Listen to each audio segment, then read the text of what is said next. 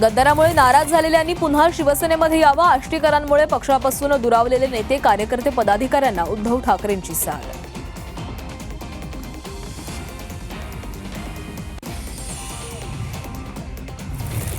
शिवसेना आमदार राजेश क्षीरसागरांनी खंडणी मागितल्याचा आरोप. ठाकरेंचे नेते रवी किरण इंगवलेंकडून व्हिडिओ शेअर.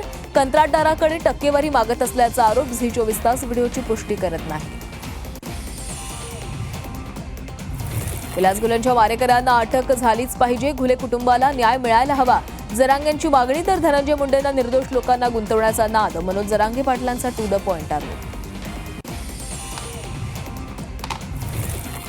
विलास घुले हत्या प्रकरणी एसआयटी कडून सौरभ सोनवणेंची 4 तास चौकशी. सत्य परेशान करता है लेकिन पराजित नहीं.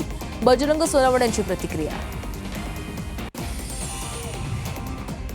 केतन अग्रवाल हत्या प्रकरणी सियाच्या आईवडिलांची 12 तास चौकशी. सिया चेतनचे प्रेमसंबंध लग्नासाठी दबाव होता का याबाबत धागेदोरे शोधण्याचे प्रयत्न. तर आजही काहींची चौकशी होण्याची शक्यता. मुंबईच्या भायखळ्यामध्ये सामूहिक हत्येचा कट उधळला. धार्मिक मिरवणुकीमध्ये वेदनाशामक औषधं असल्याची बतावणी करत विषारी गोळ्यांचं वाटप. एका व्यक्तीची प्रकृती चिंताजनक. एका आरोपीला अटक. 14,000 गोळ्या जप्त. समृद्धी महामार्ग ते दक्षिण मुंबईसाठी लवकरच जोड रस्ता. खारगाव ते अंगाव 17 किलोमीटर मार्गाचा आराखडा तयार.